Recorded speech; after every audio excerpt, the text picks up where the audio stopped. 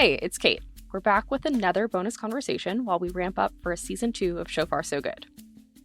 I was introduced to Rabbi Daniel Raphael Silverstein late last year as I was really grappling with my Jewish identity, which obviously I still am, but this conversation made me feel like I was headed down the right path. Rabbi Daniel Raphael Silverstein is a teacher, a musician, and an artist whose work touches meditation, spirituality, Hasidic ideas and practices, and I can see why people want to learn alongside him. And I think you will too. He's originally from London and now lives in Israel. And we started the conversation talking about his childhood. I hope you enjoy. My mom and my dad both brought with them a little adherence to Jewish ritual that they got from their families, but without a lot of depth of understanding to it. So we had Shabbat candles, which my mom lit. We had a cup of wine on Friday night that my dad said a blessing on. We had challah, the bread that many people have on Friday night, that we said a blessing on. And we had family dinner on Friday night. So, I mean, I don't want to downplay it because that's actually quite a lot. But, just to put it in wider context, we went to synagogue generally as a family, probably on 3 days a year, the 2 days of Rosh Hashanah, the New Year, and 1 day of Yom Kippur. And we didn't really have like a much connection to what was going on there and the rituals. For example, I remember sitting in I was in Sunday school, which we called Cheder, where we learned more about Judaism. And I remember the teacher said, we're going to learn about Shabbat now, the day of rest. And first of all, let's just get the basics out of the way. When is Shabbat? And I was a very eager student and put up my hand very excitedly to answer that Shabbat is on Friday night, because that's what I experienced with my family. I had no idea that Shabbat was also the day of Saturday until the night. I just wasn't part of my life. Like Saturday for me was going to McDonald's, going swimming. So when I got to probably the age of about 10, my late grandpa, Papa Joe, Shalom, he started taking me to shul, to synagogue on Shabbat mornings. And I was like, what we call a Vil D'Chaim, is, I was a kid who was running around getting in trouble, but I also really loved like the services. I also like really connected with the prayer, and it planted something in me, and I began wanting to become more observant. So I did, and I think I was looking for like something meaningful in my life, something of an anchor for my identity. And by the time I was 13 and I had a bar mitzvah, I was pretty much doing my best to be observant, which wasn't so straightforward in a house where, my parents did keep some form of kosher, but they weren't so super strict. And they definitely weren't into me not wanting to turn lights on Shabbat. That was not fun for anyone. But anyway, basically I stayed in that state of like what some people might call like modern Orthodox the whole time I was a teenager. And I went to Israel for a gap year with a modern Orthodox Zionist youth movement, B'nai Kiva, which I loved.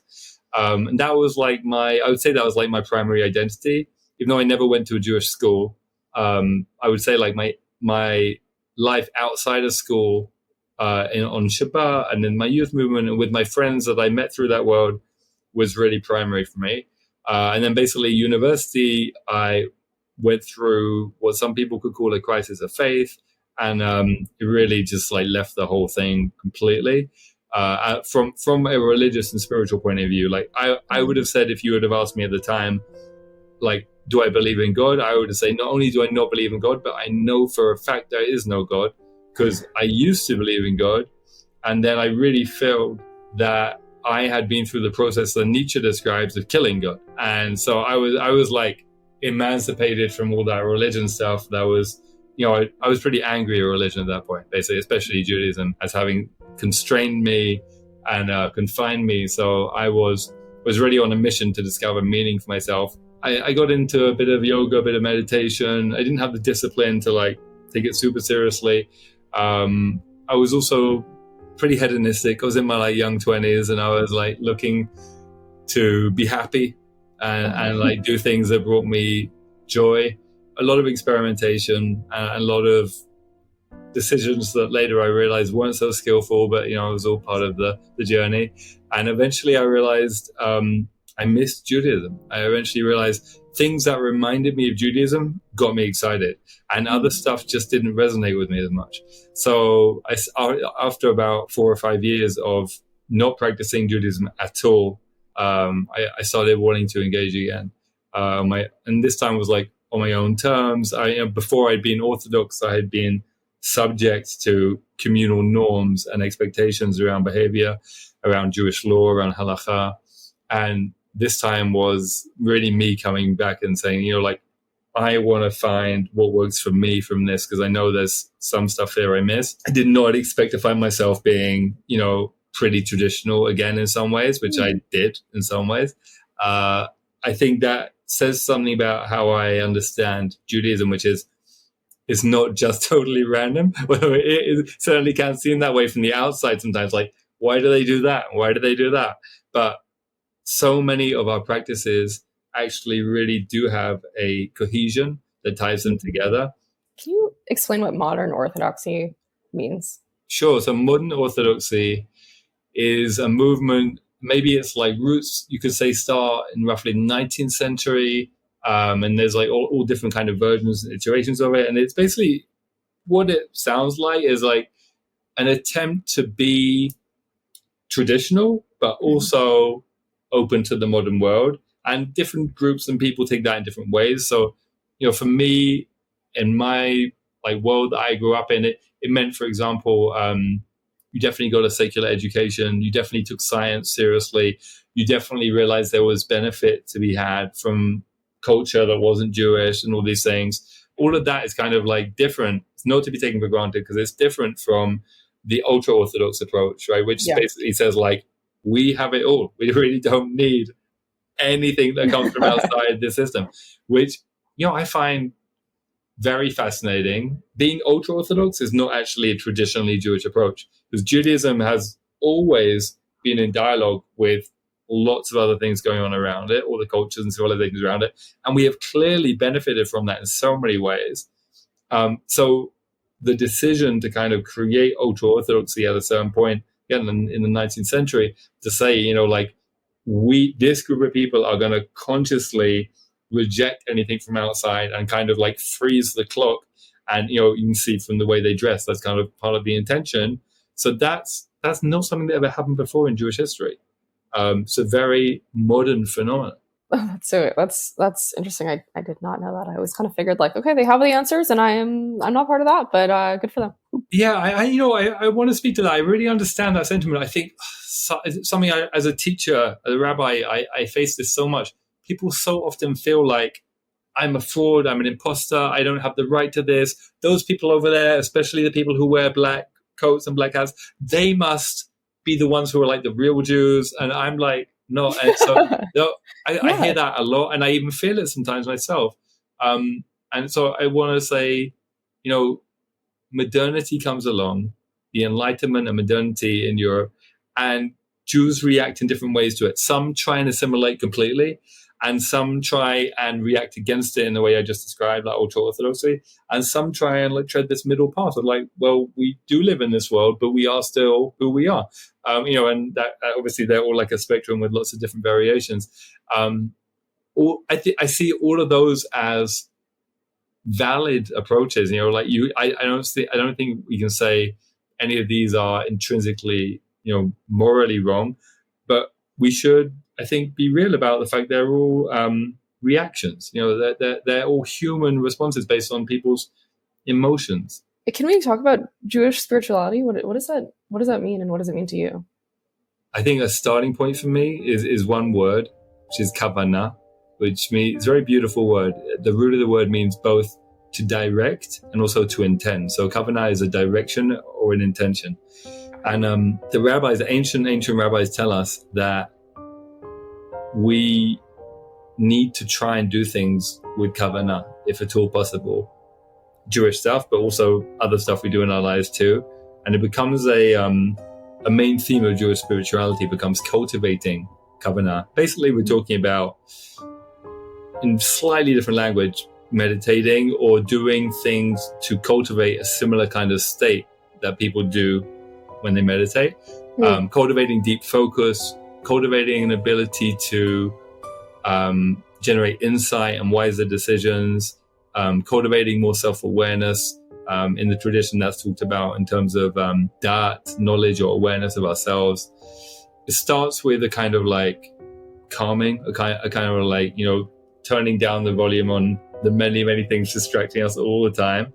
And then we cultivate this ability to listen, just to listen. We believe that we have something of the infinite divine mystery inside us. So it's a great place to start, just to, learn how to check in with that as much as we can. That's my understanding of Jewish prayer, that the mystics talk about, that it's not that like we choose to pray. I mean, that's like the kind of, on the external superficial level, that's what has to happen. Like I have to make a choice to open the book or do it somehow.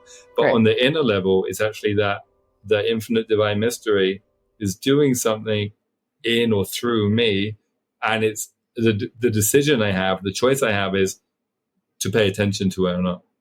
And I have a couple of questions for you. Sure. It's really interesting. But what makes that Jewish? Great question. Well, I would say there's nothing exclusive about, the Kabbalists call God the Ein Sof, literally the infinite one, that which has no end. There's nothing exclusive about the Ein Sof, as far as I can tell. Everything, everyone has a way of accessing and appreciating that.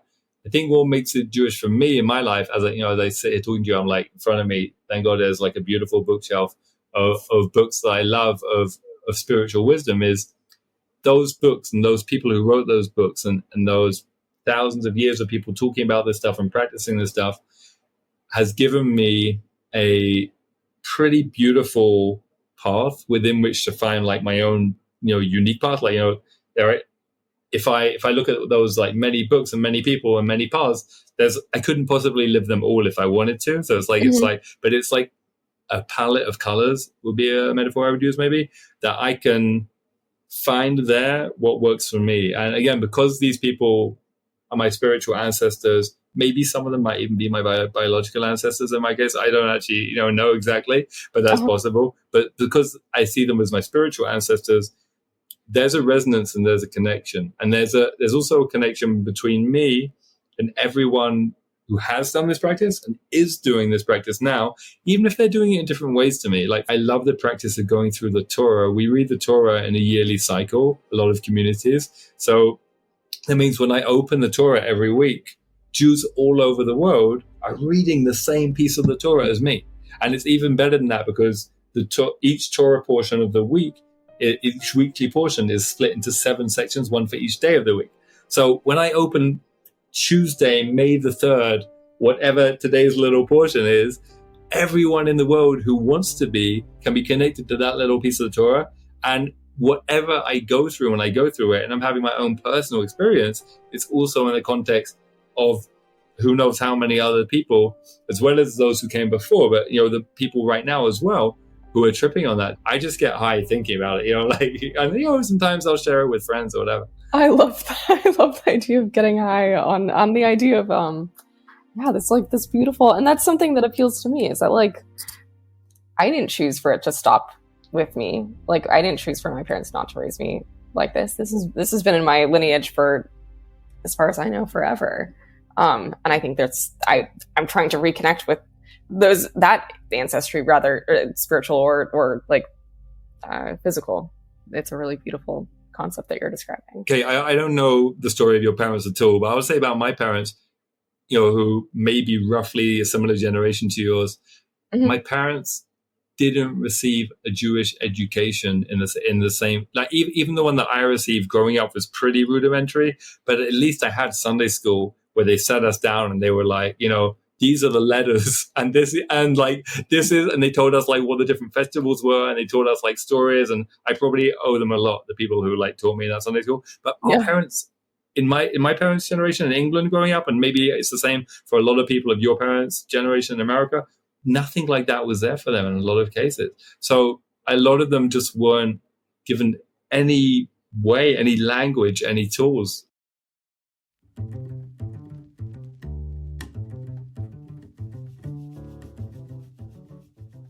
Hey, it's Kate. I want to thank you for listening to the show.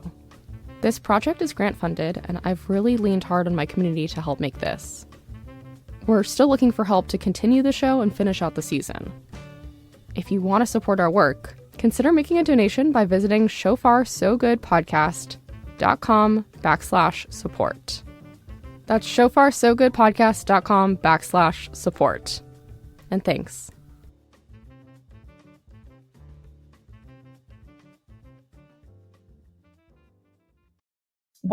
I'm just curious, what kind of synagogue do you go to now, and how does that align with the spirituality? That's a good question. So I live in a moshav, which is like an agricultural village that now has become a suburb pretty much of Jerusalem, but it is an enclosed community, and there's basically only one synagogue. And that synagogue is what they call Mizrahi, so that means it's like mostly made up of Jews from the Middle East, so Iraq and Egypt mostly. I mean, everyone prays there, people like me who are Ashkenazi, European origin too, but the kind of dominant custom in the synagogue is Iraqi and Egyptian. So for me, it's like a constant process of like liking it and getting into it and then finding it weird and then feeling like a bit of a social anthropologist. And the truth is that they're both good in different ways. Like something about the unfamiliar is actually also really helpful in spiritual practice to jar me out of over familiarity can often be a kind of sedative, I know this already. I'm going to get, doze off or like not be present. So I would say though, both of the prayer options I have that I described just now, they're both great. They're both like full of great people and I can pray fine in both of them, but neither of them is like my ideal prayer service that I could like, if I could design it, it would be how I would design it. So I feel a lot of people butt up against the fact that you're very lucky if there happens to be a synagogue close to you that is your dream. And I feel a lot of us have to learn to try and make prayer meaningful without that. So that's something I teach a lot about that because I feel like that's real for a lot of people. So it's not broken down by like Reform or Orthodox or Conservative? No, great question. No, here in this community, and this is like, I would say that's typical of Israel generally, because in Israel, there is a Reform community and there is a Conservative community, but they're relatively a lot smaller than they are in America. So you will find them for example, you'll definitely find them in Jerusalem and Tel Aviv, and you're in the main areas like that, cities and places where there's like big communities. But, my community is only 2,000 people. So there's not anything like that. What there is though, is, for example, on Yom Kippur, actually my wife organized it this year, and I'm very proud of her. There was like a lovely non-denominational meditation space. Oh, cool. So just like, no formal kind of like Jewish prayers. And a lot of people came. People are really thirsty for that kind of non-denominational spirituality, but it's not as widely present here yet as it could be. Got it. Okay. That's good for my own edification. I feel like there's so much I don't know. When you think of your identity and your practice in Judaism, what proportion is prayer? I can't put a number on it, but I'd say it's huge. Okay. It's very, very central to me. I'm very influenced by the Hasidic approach, which says that prayer is like the epitome of what it means to be a human. Because prayer means that I'm in a relationship with the universe and the soul of the universe, the spirit of the universe, the creator behind that. So the Hasidic ideal is that a person should actually try and work on themselves to get to the point where eventually they're basically praying all the time. So like, I'm sweeping my floor and cooking my pasta and driving to work or whatever, I'm praying. Because if I'm not saying I'm achieving this, but I'm saying that's the ideal, because I'm trying to be prayerful. I'm trying to be, listening to the soul of the universe and in dialogue with it in my own way, whatever that means in that moment. So I'd say that's very, very, very central. Cool. And it's not like, dear God, I hope I get an A on this test kind of prayer, right? Great question. Great. Yeah. I mean, that is how a lot of people think prayer goes.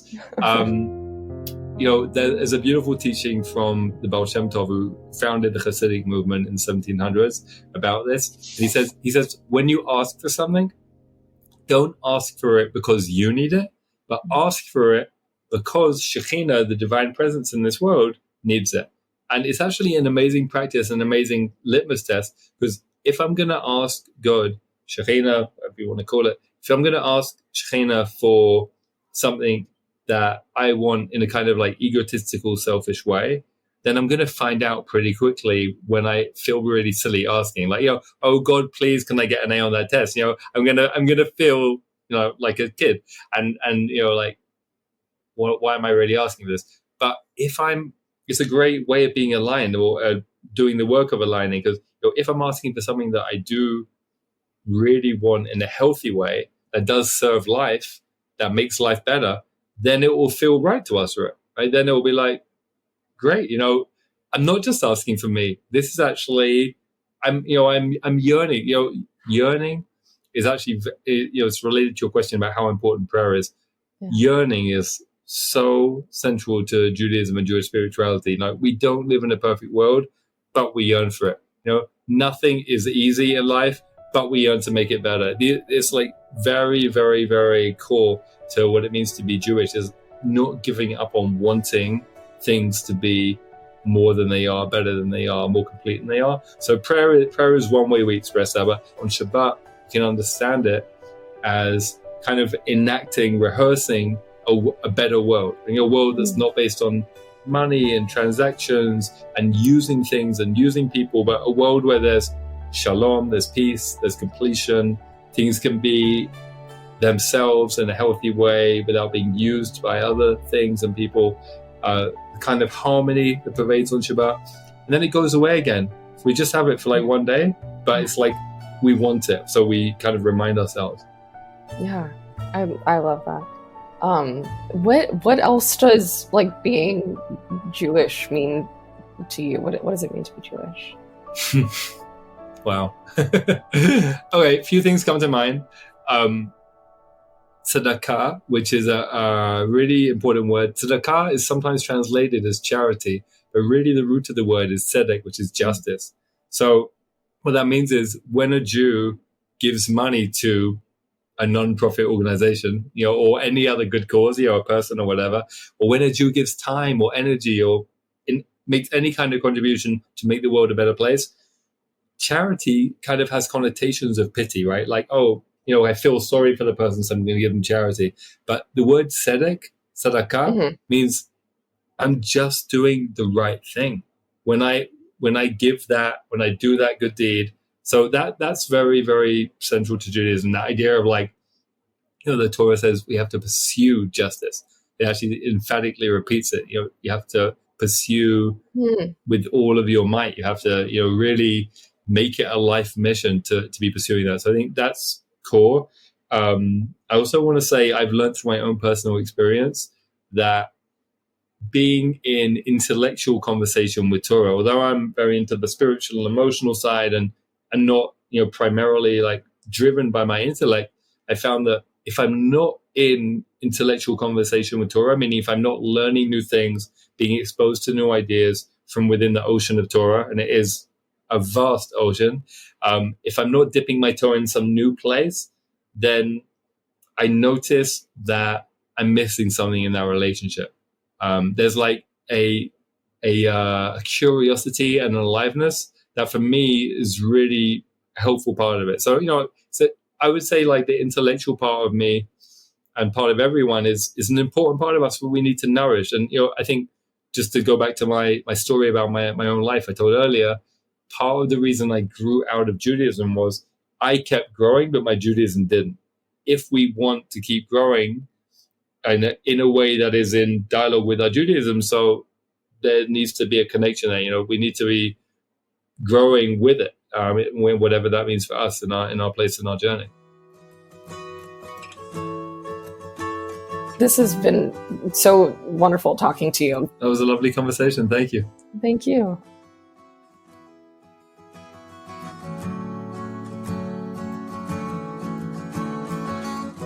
Been stuck in Thanks for listening to this conversation. We're still fundraising for season 2, so please be sure to visit shofarsoggoodpodcast.com/support. And please tell a friend about the podcast to help spread the word. That would really help. This episode was produced by me. Music composed and performed by my mom, Nan Schwartz. Artwork by my sister, Laura Mishkin. The song you're listening to is called Swirls and Eddies. It was written and performed by Grace Corsi as part of her debut album, Downriver. This project was made with support from the Jewish Writers Initiative Digital Storytellers Lab, a project of the Maimonides Fund. Many thanks to Janine Oakman, Sarah Lefton, and Rebecca Friedman. And many thanks this time to Robert Mishkin, Allison Mishkin, Barbara Mutnick, and the entire 2024 Jewish Writers Initiative cohort. I'm Kate Mishkin. Thanks for listening.